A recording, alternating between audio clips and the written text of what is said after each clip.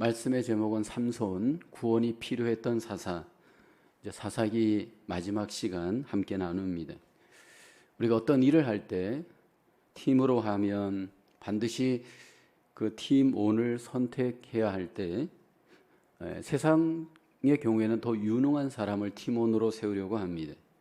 예를 들어서 축구와 같은 팀을 꾸릴 때 더 실력이 있는 유능한 선수를 우리는 뽑고 또 엄청난 돈을 지불하기도 합니다.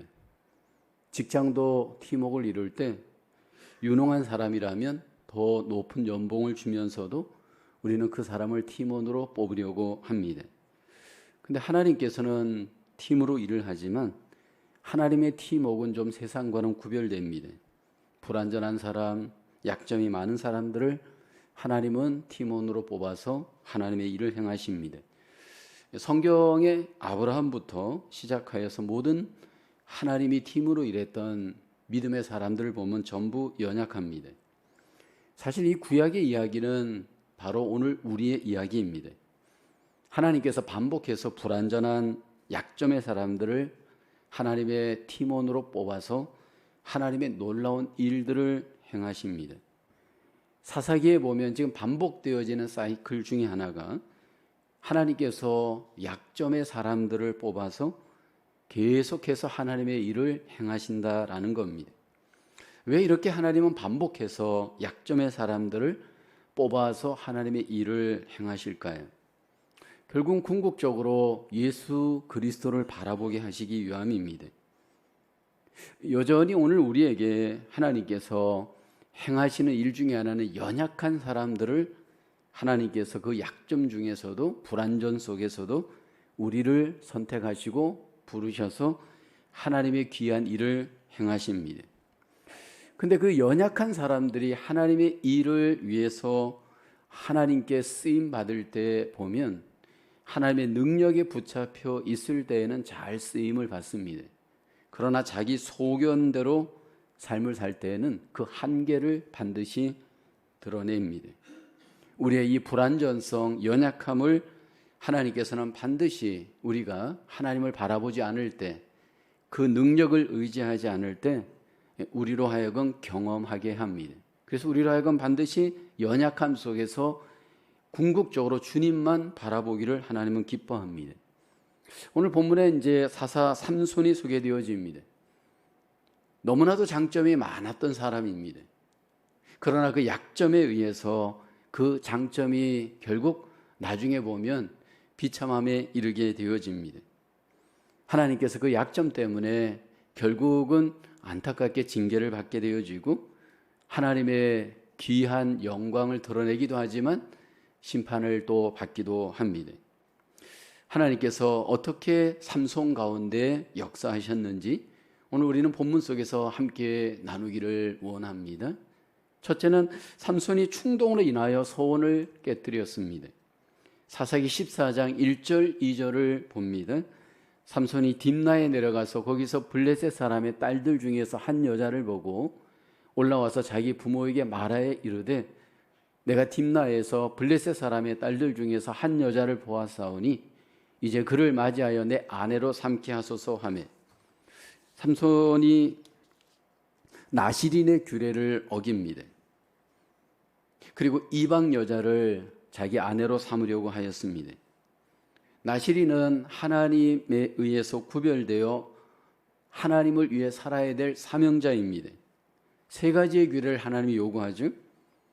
민수기 6장 2절을 보면 이스라엘 자손에게 전하여 그들에게 이르라 남자나 여자가 특별한 소원 곧 나시린의 소원을 하고 자기 몸을 구별하여 여호와께 드리려고 하면 첫째는 민수기 6장 3절에 포도주나 독주를 멀리하며 포도주로 된 초나 독주로 된 초를 마시지 말며 포도즙도 마시지 말며 생포도나 검포도도 먹지 말지니 여기 포도주만 먹지 말라 말하지 않고요.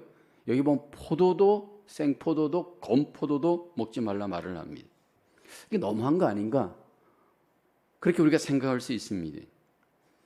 성경을 보면 하나님께서 술에 대해서 굉장히 부정적입니다. 노아를 보게 되면 결국 포도주를 먹고 난 뒤에 결국 은혜를 실수하게 되어집니다. 하나님께서는 이러한 우리를 향해서 포도를 먹게 되면 포도주를 먹고 싶은 유혹을 받기 때문에 아마 포도도 나시린에게 못 먹게 한 것 같습니다. 다음에 나시린에게 강조하는 것은 머리털을 밀지 말 것과 부정한 시체를 접촉하지 말 것을 명령합니다. 민수기 6장 5절을 보면 그 소원을 하고 구별하는 모든 날 동안은 삭도를 절대로 그의 머리에 대지 말 것이라.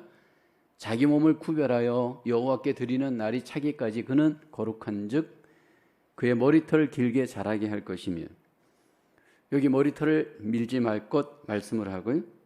그리고 민수기서 6장 6절을 보게 되면 자기의 몸을 구별하여 여호와께 드리는 모든 날 동안은 시체를 가까이 하지 말 것이요 말씀을 합니다. 나시린을 통해 하나님이 가장 강조하는 키 포인트는 무언가요? 구별이었습니다. 하나님을 위해서 구별된 자로 살으라 말합니다. 그러기 위해서 자기의 본능적인 것, 어떤 그 충동적인 것들을 좀 내려놓고 하나님을 위해서 그 몸을 특별히 거룩하게 구별하여 사명을 갖고 살기를 하나님이 원하십니다. 삼손이 나시린으로 자라면서 어느 정도 규례를 어렸을 적에는 지킨 것으로 보입니다. 근데 이제 문제는 청년기가 되면서 그 정욕의 충동을 절제하지 못합니다. 삼손의 유혹은 어디에서부터 오게 되는 걸까요? 에덴 동산의 하와도 유혹을 받을 때 똑같고 오늘 삼손도 똑같습니다. 우리의 유혹은 눈으로부터 옵니다. 사사기 14장 1절에 보면 삼손이 딥나로 내려가서 거기서 블레셋 사람의 딸들 중에서 한 여자를 보고라고 합니다. 여러분, 이 보는 것이 굉장히 우리에게 중요합니다. 삼손이 본능대로 충동대로 보았습니다. 그리고 그 정욕의 끌림을 받죠. 사사기 14장 2절을 보면 올라와서 자기 부모에게 말합니다. 내가 딥나에서 블레셋 사람의 딸들 중에서 한 여자를 보았사오니 라고 하죠. 내 아내로 삼게 하소서 부모에게 요청합니다. 당연히 그 부모는 할례받지 않은 이방인과의 결혼을 말립니다. 근데 삼손이 그 부모의 말을 듣지 않습니다. 사사기 14장 3절 하반절을 보면 삼손이 그의 아버지에게 말하죠. 내가 그 여자를 좋아하오니 나를 위하여 그 여자를 데려오소서 하니라. 하나님께서는 구약의 나시린들에게, 이스라엘 백성들에게 타 민족과의 결혼을 절대로 반대했습니다. 이것은 하나님이 타 민족을 차별하는 것이 아닌가 오해할 수 있습니다. 그렇지 않고요. 하나님이 타 민족과 결혼을 반대한 이유는 그들이 바로 우상을 섬겼기 때문입니다. 하나님께서 그들이 믿는 그 우상 때문에 타 민족과의 결혼을 하나님께서 문제로 삼았습니다. 근데 삼손은 하나님의 뜻보다는 내가 좋으면 그만, 나에게 기준을 두었습니다. 그리고 내 욕망을 따라 그 유혹을 이겨내지 못하죠. 내 감정이 답이고 내 충동이 그에게는 답이었습니다. 결국 이스라엘 백성들이 가나안 땅에 들어가서 사사시대 때 가장 하나님 앞에 문제는 내 소견대로 행하는 삶이었습니다. 그 소견대로 그는 하나님 앞에 결국 삶을 살지 못합니다. 우리 인간의 죄성은 항상 내 의가 있습니다. 내가 옳다라고 생각하는 내 안에 생각들이 이미 사사기 때부터도 있었지만 오늘 우리에게도 있습니다.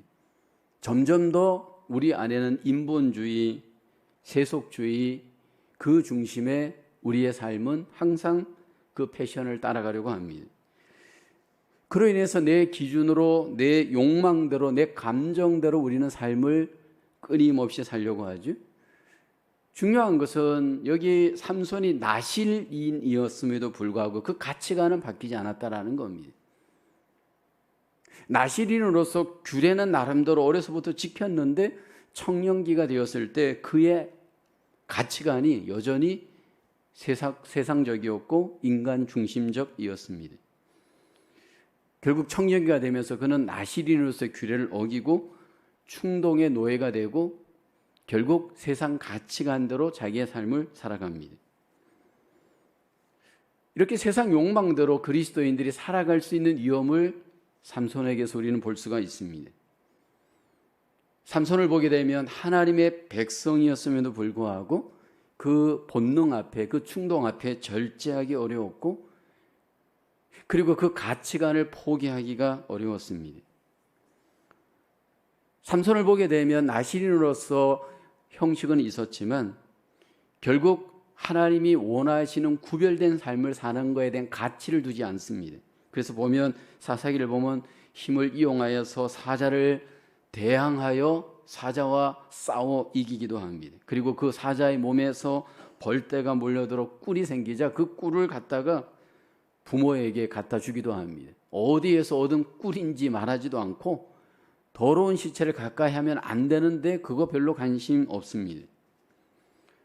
그런 어떤 육신의 감정과 충동적인 정욕들의 문제가 오늘 우리가 나시린같이 그리스도인으로 삶을 살면서도 여전히 우리 안에 있을 수 있습니다. 하나님을 위하여 살아가려고 하는 마음도 있지만 여전히 내 본대로, 내 본능대로, 내 충동대로 절제하지 못하고 삶을 살 수 있는 위험이 오늘 우리에게 있습니다. 오늘 하나님께서는 삼손에게, 오늘 우리에게 그러한 삶을 살고자 하는 충동을 얻을 때 내 소견대로 살기를 좀 멈추어라 요구하십니다. 내 안에 헛된 정욕들, 충동들을 하나님께서 모든 것들을 좀 멈추고 하나님의 뜻대로 살기를 우리에게 다시 한번 촉구합니다. 오늘 퀘스천, 첫 번째 퀘스천은 이겁니다. 왜 매사에 내 멋대로 하면 안 되는 것일까요? 그렇게 살면 어떤 결과가 벌어질까요? 우리 안에 그리스도인임에도 불구하고 나는 내 멋대로 살고 싶은 충동이 일어납니다. 사람에게 통제받는 것은 물론 싫고 하나님조차도 나를 통제하지 말아라. 내 인생은 나의 것이니까 내 마음대로 살겠다 라고 하는 우리 안에 충동과 고집이 일어납니다. 근데 우리는 왜 그렇게 살면 안 되냐 하면 하나님이 우리를 구속하여서 하나님의 자녀로 삼아 주셨기 때문입니다. 그래서 하나님의 뜻대로 우리는 살아야 될 구약의 나시린 같은 존재가 오늘 우리의 존재입니다. 만약에 내 멋대로 살면 우리에게 어떤 일이 벌어질까요? 삼손이 우리에게 그 좋은 샘플이 되어집니다. 만약에 우리가 내 멋대로 사는 그 죄, 또 그 유혹 앞에 만약 우리가 우리 자신을 내어주게 될 때 결국 우리에게는 반드시 패망의 결말을 맞이하게 될 겁니다. 하나님 앞에 오늘도 남은 생에도 우리가 그리스도인으로서 하나님이 주신 귀한 그리스도인의 사명감을 갖고 우리의 삶 속에 아름답게 적용되어지는 저와 여러분 되어야 할 줄로 믿습니다. 두 번째로 삼손이 성공으로 인해 무책임한 행동을 합니다. 하나님은 삼손에게 놀라운 힘의 선물을 주었습니다. 그 힘으로 블레셋 군대를 물리치는 승리도 합니다. 나귀 턱뼈로 무려 1000명이나 죽일 정도입니다. 여러분 이거는 엄청난 일입니다. 어떻게 한 명이 그 나귀 턱뼈로 1000명을 죽일 수 있습니까? 근데 이렇게 엄청난 힘으로 엄청난 승리를 거두는 이 사사 삼손이 이 승리를 통해서 하나님께 영광을 돌리지 않고 자기를 증명하는 기회로 삼습니다. 이 하나님 앞에 받은 힘으로 승리하면 할수록 내가 누구인지에 대한 정체성을 삼손이 잃어가죠. 그로 인해서 하나님을 의뢰하지 않고 자기 힘을 의뢰합니다. 항상 성경을 보다 보면 문제는 성공 뒤에 벌어집니다. 성공한 하나님의 사람들이 그 성공을 자기 성공으로 받아들입니다. 그리고 그 성공 뒤에 보면 약점에 의해서 지배를 받으면서 그 성공에서 결국 나락으로 떨어지죠. 오늘 삼손도 그렇습니다. 삼손이 이렇게 힘을 동원하여서 나귀 턱표로 1000명을 죽일 정도로 힘을 발휘하지만 결국 삼손이 들릴라에게 빠지게 되고 정욕의 포로가 됩니다. 이제 사사기 16장 1절을 가보면 가사에 가서 거기서 한 기생을 보고 그에게로 들어갑니다. 여기 들어갔다 이 표현을 보면 그 밑에 영어를 보면 He went in to spend the night with her. 밤을 함께 보냈다라는 의미입니다. 그 의미는 성관계를 가졌다 의미입니다.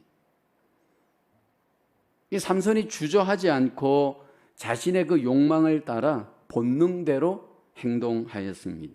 그리고 성적인 성취감에 결국 노예가 되었습니다. 그러니까 나실인으로서 그는 지금까지 형식적 삶은 있었지만 능력은 없었습니다. 삼손이 이렇게 무너져 내려가고 있습니다. 들릴라가 삼손을 유혹하죠. 너의 힘이 어디서 오느냐? 힘의 비결을 삼손에게 묻습니다. 삼손이 2번 거짓말을 합니다. 첫째는 내 힘은 새 활줄 7으로 나를 결박하면 내가 약해진다. 첫 번째 거짓말. 두 번째는 나의 머리털을 7가닥을 배틀의 날실에 섞어 짜면 그래서 내 몸을 묶으면 내 힘이 없어진다. 두 번째로 삼손이 거짓말을 합니다. 이 전부 거짓말로 발각이 됩니다. 그러자 또 삼손에게 들릴라가 묻죠. 거짓말하지 말고 정말로 나에게 당신의 힘의 비결을 좀 알려달라 요구합니다. 삼손이 그 들릴라의 유혹을 견디지 못하고 비밀을 말합니다. 사사기 16장 17절에 이렇게 얘기하죠. 삼손이 진심을 드러내어 그에게 이르되 내 머리 위에는 삭도를 대지 아니하였나니 이는 내가 모태에서부터 하나님의 나실인이 되었음이라. 만일 내 머리가 밀리면 내 힘이 내게서 떠나고 나는 약해져서 다른 사람과 같으리라 하니라. 결국 머리카락에 힘이 있다 그렇게 말하고 이것을 밀게 되면 내 힘도 없어진다 비밀을 말합니다. 그런데 삼손은 사실 그 힘이 하나님에게 있는 것을 알지 못했습니다. 머리털의 힘은 사실은 그것은 보이는 거고 근본적으로는 하나님이 삼손에게 힘을 머리카락을 이용해서 준 겁니다. 삼손이 하나님과 함께 할 때는 그 머리털을 돈에 힘이 났고 승리했습니다.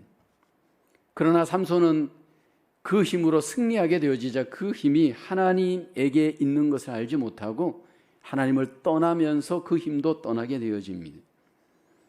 하나님께서 삼손에게 분명히 힘을 주었고 그 힘을 통해서 하나님의 큰 일을 할 수 있는 찬스를 주었습니다. 오늘 우리에게도 하나님은 여전히 하나님의 놀라우신 힘을 공급하십니다. 어떤 이에게는 지혜를 주십니다. 어떤 이에게는 물질을 주십니다. 어떤 이에게는 지식을 주십니다. 어떤 이에게는 하나님의 일을 할 수 있도록 놀라운 능력을 하나님이 공급해 주십니다. 그런데 이 모든 것들이 하나님으로부터 온 힘입니다.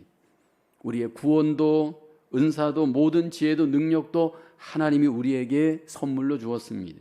야고보서 1장 17절에 성경은 이렇게 말합니다. 온갖 좋은 은사와 온전한 선물이 다 위로부터 빛들의 아버지께로부터 내려오나니 그는 변함도 없으시고 회전하는 그림자도 없으시니라. 이게 전부 하나님의 선물입니다. 이 선물이 나에게 하나님이 주신 은혜입니다. 근데 이것을 만약에 하나님이 주셨다라는 것을 내가 잊어먹게 되어지면 삼손과 같은 실수를 우리가 범하게 되어집니다. 하나님께서 이런 선물을 우리에게 주시는 이유가 뭘까요? 삼손에게 하나님이 이 힘을 주신 것은 이스라엘을 위하여 사용하라는 겁니다. 하나님을 위하여 사용하라는 겁니다. 그런데 삼손이 그 힘을 이용하여서 자기를 위해서 함부로 사용했습니다. 그로 인해서 하나님께 영광이 되지 못하고 결국 이스라엘에게 또는 하나님께 결국 모든 것들이 해가 되고 말았습니다. 오늘 내가 받은 하나님이 주신 모든 힘들이 하나님이 주신 것이라고 한다면 하나님을 위해서, 하나님 나라를 위해서 우리가 잘 선용할 수 있기를 하나님은 기대하십니다. 그런데 이것들이 만약 선용되어지지 않고 나를 위해서 잘못 사용하게 되어지면 이것이 복이 아니라 화가 되어질 수 있습니다. 삼손같이 우리가 믿음에서 떠나게 되어지면 결국 하나님이 주신 힘들을 잘못 사용하여 나를 위해서 오용할 수 있는 위험이 우리에게도 있을 수 있습니다. 만약 내 주변에 삼손 같은 이가 있다면 여러분은 어떻게 하시겠습니까? 하나님이 주신 힘을 잘못 사용하여 실패의 자리로 점점 빠져드는 사람이 있다. 우리는 그런 사람을 볼 때 어떻게 해야 할까요? 만약 교회 공동체나 교회 소그룹 속에 이런 사람들이 있을 때 우리는 어떻게 직면하는 것이 지혜로운 일일까요? 하나님의 은혜를 받고 은사를 받고 사명을 받은 자들이 그 자리에서 떠나 실패하게 될 때 오늘 우리에게 하나님이 요구하는 것은 그들을 잘 권면하고 권고해야 할 겁니다. 기도하면서 그들이 다시 회복할 수 있도록 우리는 그 사명을 감당해야 할 줄로 믿습니다. 그리고 그런 사람을 보면서 내가 그렇지 않기를 또 우리는 조심해야 할 겁니다. 퀘스천 2번입니다. 어떻게 하면 하나님께 온전히 의지하는 사람이 될 수 있을까요? 대부분 보면 처음에는 하나님을 의지하다가 어느 정도 성공을 딱 하게 되어지면 그때부터 의지하지 않고 내가 주도적으로 모든 것들을 행하려고 하는 잘못을 범한 경우가 많습니다. 성경을 보다 보면 대부분의 많은 실패자들의 공통점들이 뭐냐면 처음은 하나님을 의지합니다. 근데 어느 정도 딱 시간이 지나고 나면 성공하고 난 뒤부터는 내가 하나님이 되어서 좌지우지하려고 하는 경우가 너무 많습니다.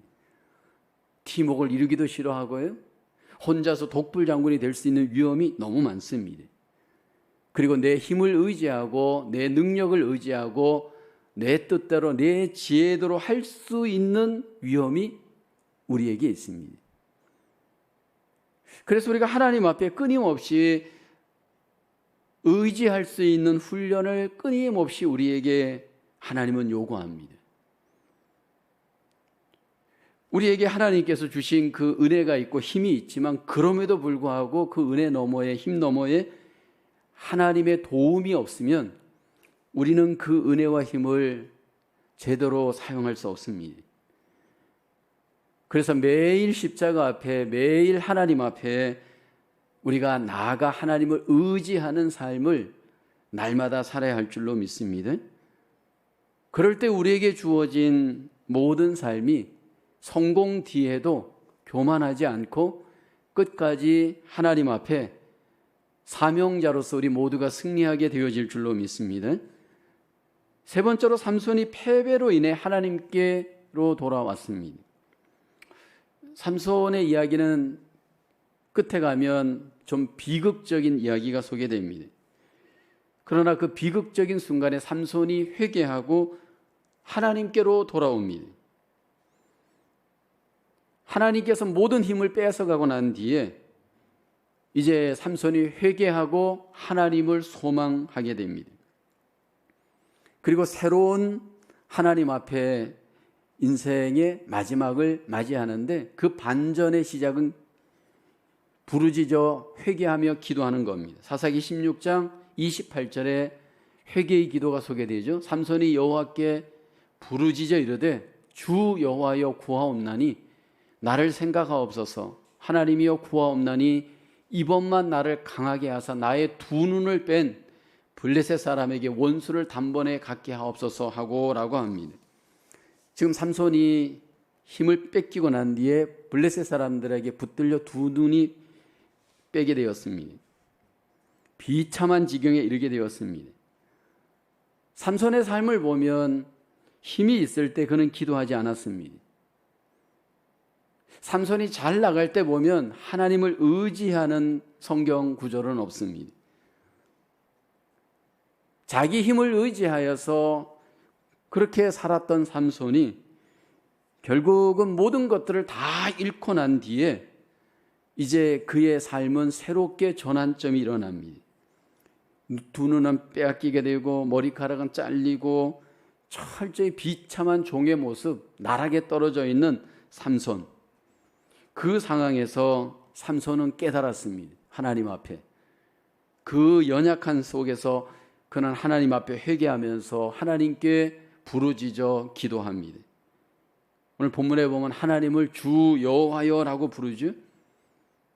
지금까지 삼손에게 하나님은 주가 되지 않았습니다. 주라고 하는 말은 아도나이란 뜻입니다. 하나님이 주인이다라는 의미입니다. 그러나 삼손의 인생에 하나님은 주인이 되지 않았습니다.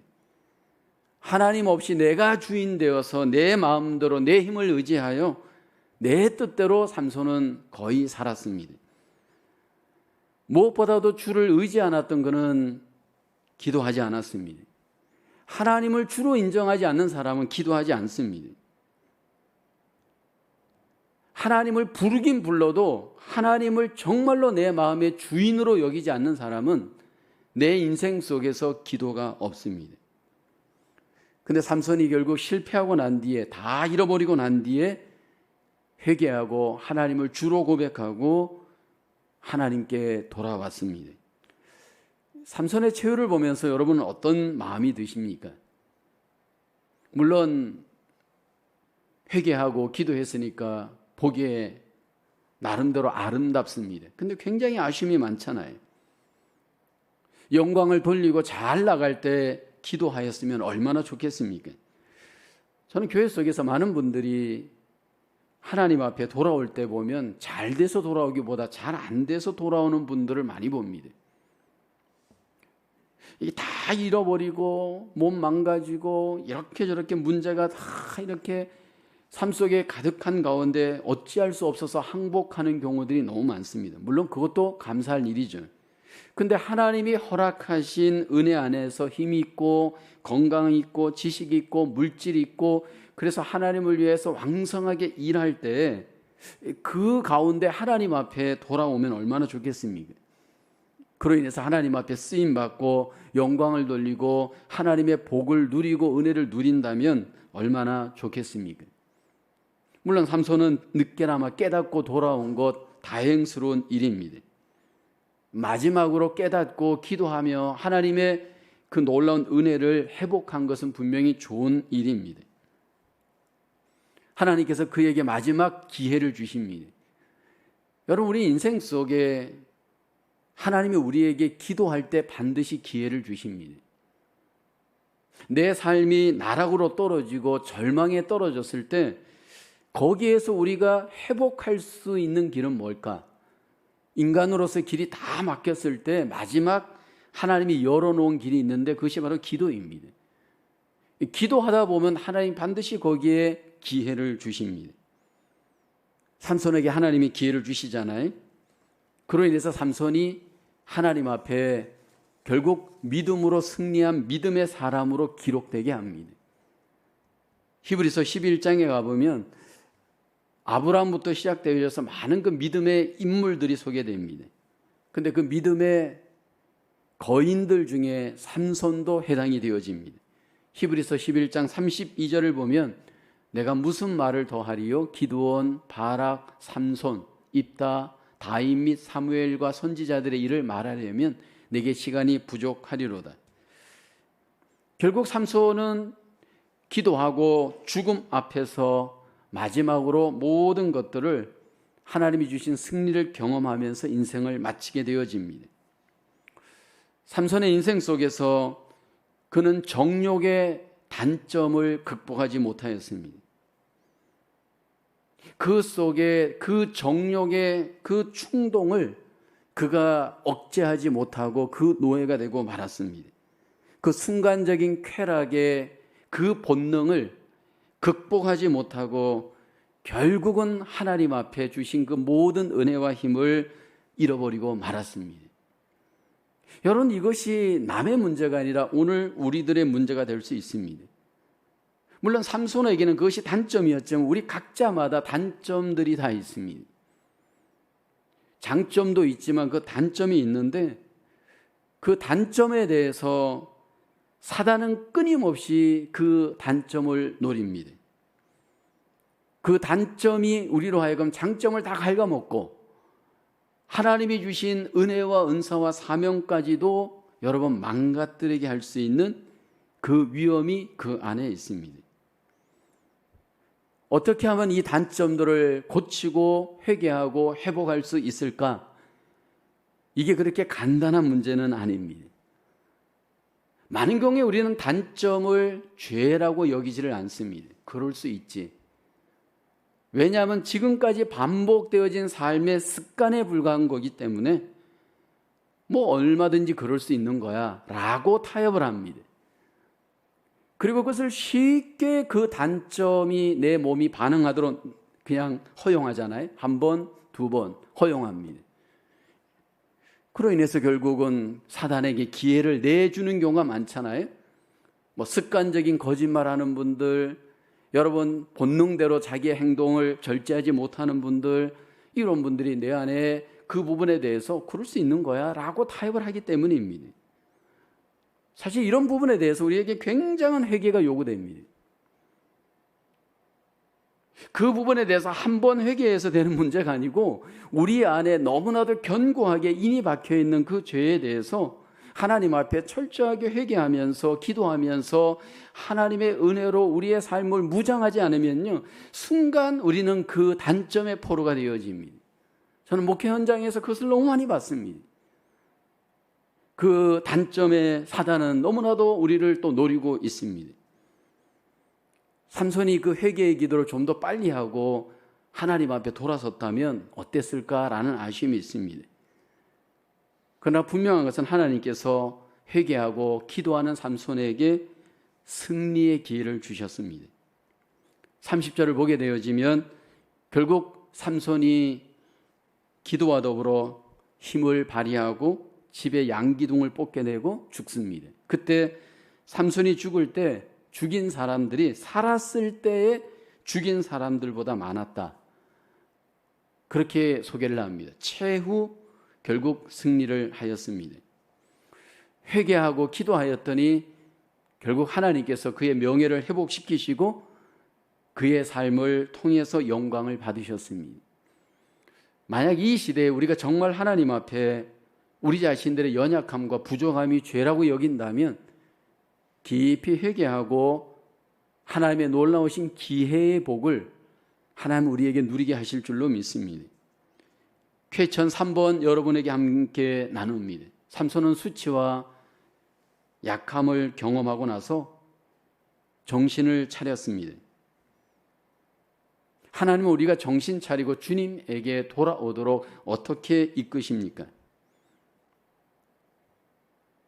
여러분, 우리가 정신을 못 차릴 때 하나님 우리는 정신을 차리기를 원하십니다.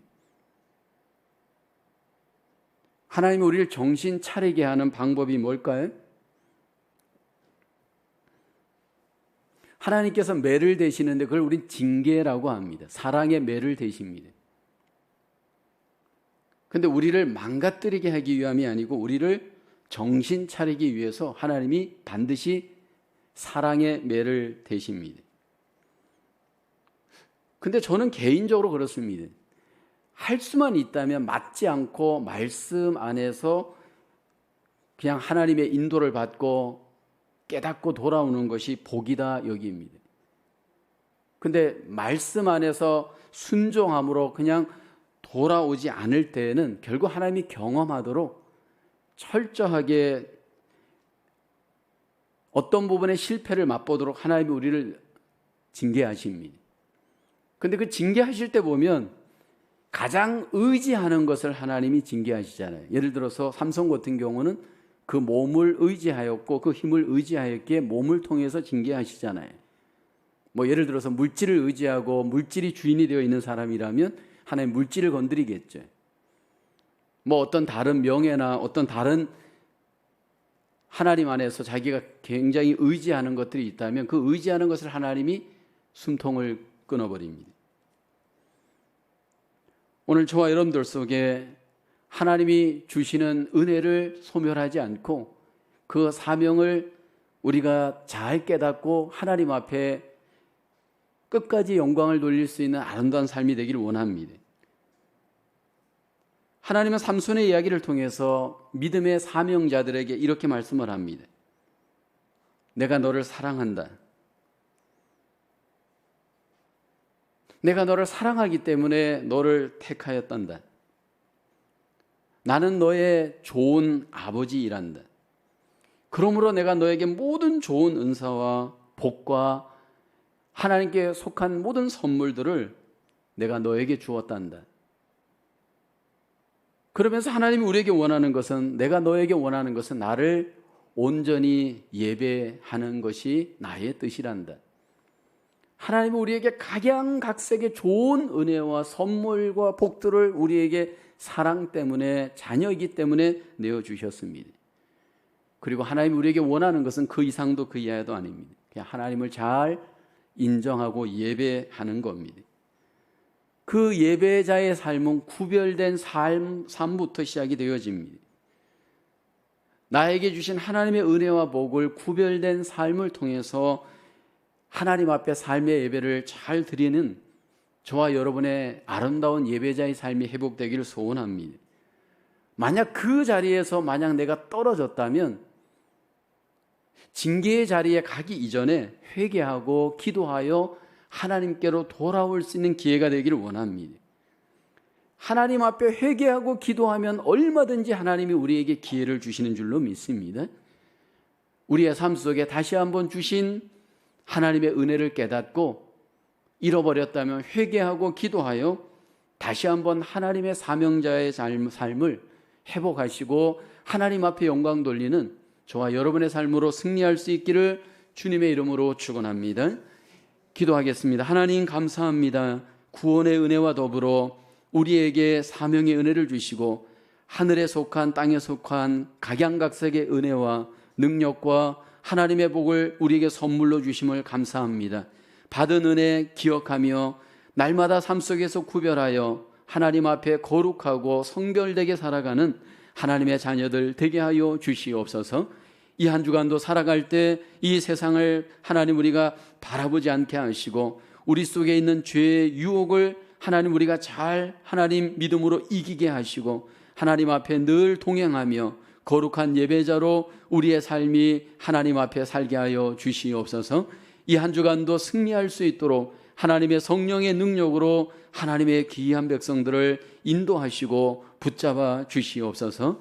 감사하고 예수님의 이름으로 기도하옵나이다. 아멘.